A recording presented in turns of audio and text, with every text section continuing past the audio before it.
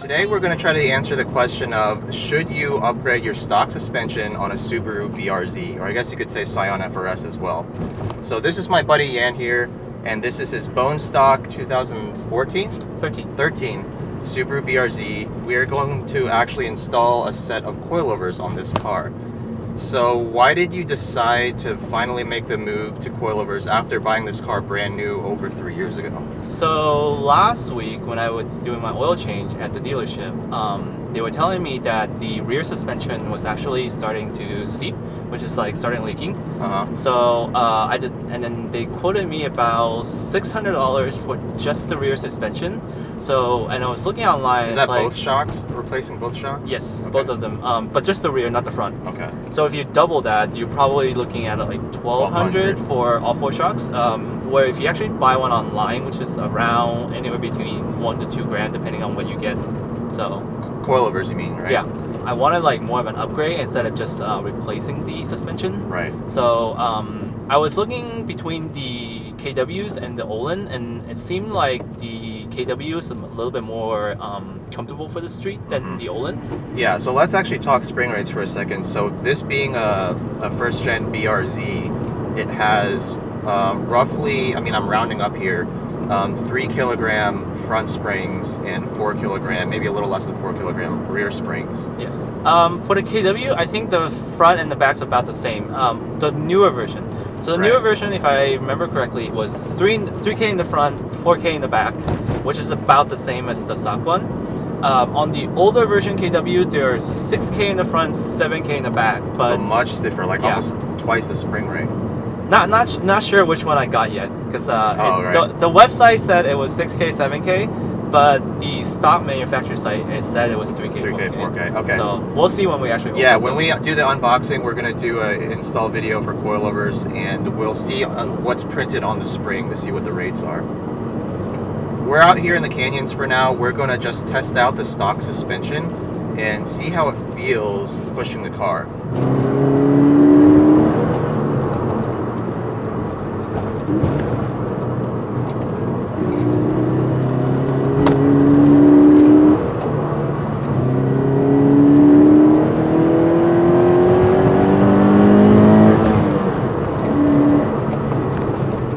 Really doesn't have much torque, so you gotta keep the RPMs above 4,000.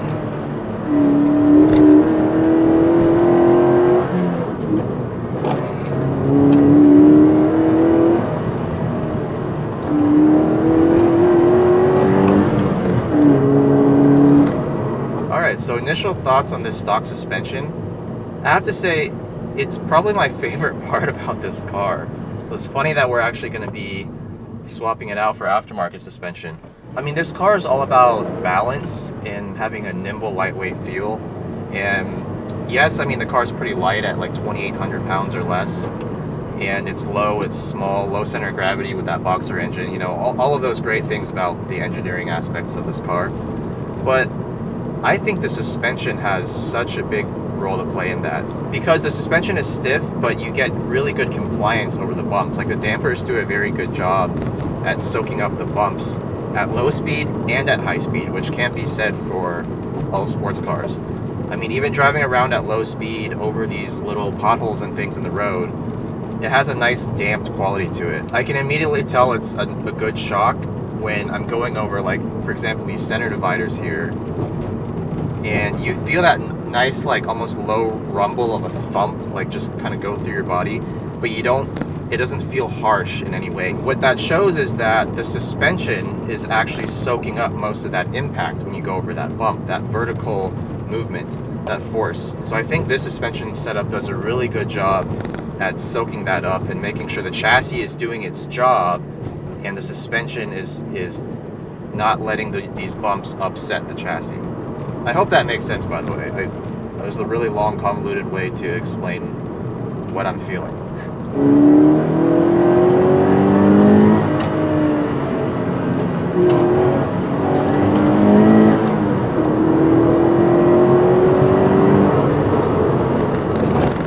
And ultimately, this suspension just gives me a lot of confidence in the corners. It's like I know even if there's going to be a bump coming up, I can go over at full throttle But that's not to say that the suspension is overly soft, like, you know, like a luxury car or anything. I mean, you still get very little body roll. I think it'd be even a lot of fun on the track, even without a set of coilovers. So now that we've set the bar so incredibly high with this suspension, or I guess Subaru has set the bar so high, we're gonna have to see what kind of a difference a legitimate set of aftermarket coilovers will do. I mean, the KW V3 is pretty much renowned for every car that it's offered for as offering a really, really good balance between the comfort side and like the sporty side. So you can track it and you can drive it home from the track and it'll do really well in both settings.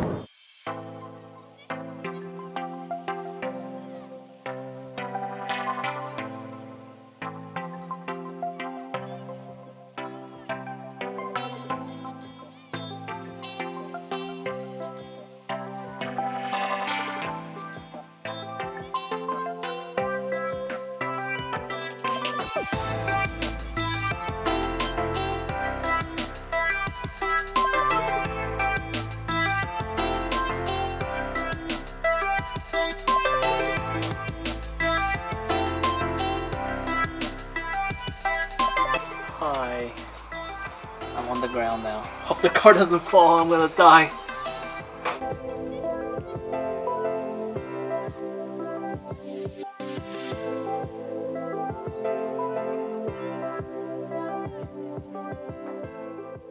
And it's slammed.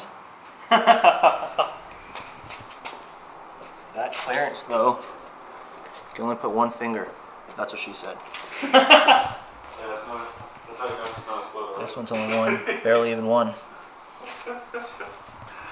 How do we, Oh, wait, that was one. how do we raise the height? We're gonna have to adjust, take the wheels off again. Okay. Yeah. Whoa. So far so good. Alright guys, so we're back in the BRZ, the 2013 model, and it's been like 3 or 4 weeks since we installed the KW V3 coilovers, but I still remember how the car drove with the stock suspension and the stock wheels and tires, and we're on the same exact road, so it's going to be a pretty good apples to apples comparison. Ever since we installed the coilovers, which by the way took a really long time because we suck at working on the car.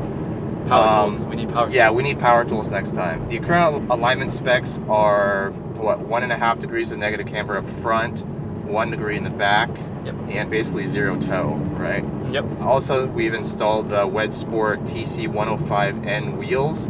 They're not forged wheels, but they are basically as light as forged wheels. So they're, what, 18 by 8? Yep.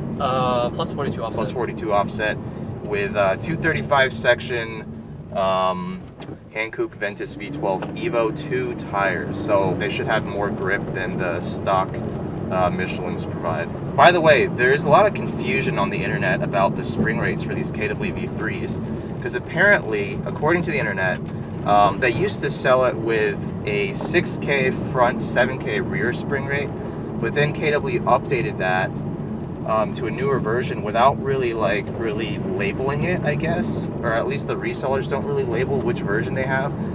But the new version apparently is somewhere around 4K front, 5K rear, maybe a little bit lower. So actually pretty soft spring rates and only marginally stiffer than stock, which could explain why the ride comfort's pretty much, you know, it doesn't feel too compromise right now, but let's push a little bit and see how it does.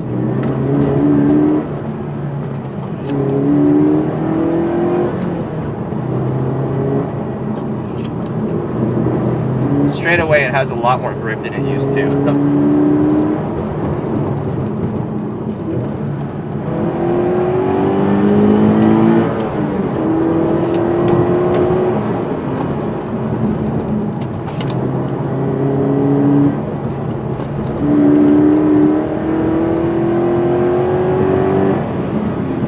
Yeah, okay, so the handling limits of the car have definitely gone up.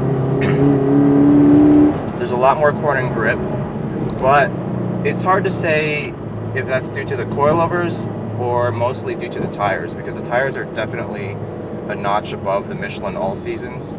And we have the compression and rebound for these KWs set to whatever the manufacturer set them to, which I think should be like somewhere in the middle. Actually, when we first lowered the car after installing the coilovers, the car was like super slammed to the point that it just didn't look good at all. It even had some positive camber, right, when we first installed it? Yes, it was positive 1.2 on the left side. It was positive 0.6 on the right side front. The rear was actually too negative. It was negative 2.2 on both sides on the back. That is terrible. Yeah. What did you have to do again to get the camber adjusted? Because the stock camber adjustment's not very much, right? So the stock camber adjustment is actually pretty much none. So you either can, the shop basically mentioned you can actually do it with camber bolts, which is very limited. So I think in the front, they were able to get it to the most of negative 0.5. Okay. But you can't get any more than that. Okay. And the rear, they couldn't adjust at all. So the front had camber plates installed. And then what brand are they? Do you remember? So the front camber plates are Racing. Oh, Racing. Yeah. And then the rear had SPC lower control arms installed for adjustment. So yeah, that's just a little pro tip for you guys that are running stock suspension and want to install a set of coilovers, whether it's KWV3 or not. You definitely want to have a proper alignment done afterwards. So anyway, driving around slowly on this kind of bumpier road, actually, I think I do notice it's not like a springy bounce, but overall you are just gonna feel the bumps at low speed a lot more. Overall, the suspension I think makes the ride comfort slightly worse. It's not a big difference, but you do definitely notice, like right there, like a little bit more bounce, I would say, over the bumps. It doesn't kind of float over it the way it used to. In terms of like when you're driving it harder, definitely does reduce the body roll. It stiffens up the body motions a little bit, and it keeps things a little bit more in control. I can tell the suspension isn't traveling quite as much now going over the bumps. But overall, to be honest, I don't think it's a big difference from stock. Like for example, with a stock suspension BRZ, I feel like I'd be able to go through this particular road just as fast. I don't think that's because the KWs aren't good. I think it's actually a testament to how good the stock BRZ suspension is, because when I drove the stock suspension up here, I was really, really impressed by how it handled the bumps, because on this particular road, like a lot of cars with coilovers would do just absolutely terrible. You know, I won't name any brands, but there are plenty of cheap coilovers out there in like the $1,000 to $1,200 range, even a little higher, that will just break your back in terms of ride quality, and then just also make it really difficult to drive the car quickly on a bouncy road. So the stock suspension BRZ actually does a really good job of that already, has a really nice damped quality to it, and I think that KW actually maintains most of that. But at some point, if you're not satisfied with the way that this car is handling, to actually take it to a suspension specialist and have them dial in the compression and rebound settings for you. I have no idea what the setting is out of the box. Maybe it's somewhere in the middle, or maybe it's like on the more aggressive side. I'm not sure. If you do want to lower the car, you know, for aesthetic purposes, and, you know, get a little bit more camber and have a nice wheel fitment, but you also don't want to give up too much of that ride comfort, I think that's where these KWs do a pretty good job. Because I would say in terms of ride comfort, you still have 80 to 90% of stock, but obviously with the lower ride height, the car just looks so much better. Like, you don't get that giant gap in the wheel well anymore. And I mean, another contributing factor to the ride quality could be these tires, since they are now 18-inch instead of 17. They're 20 millimeters wider section width at each corner. There's just more contact patch now, so you're gonna feel more of the road. So that could be another factor to consider. So in conclusion, KWV3, should you buy it for your Subaru BRZ or not?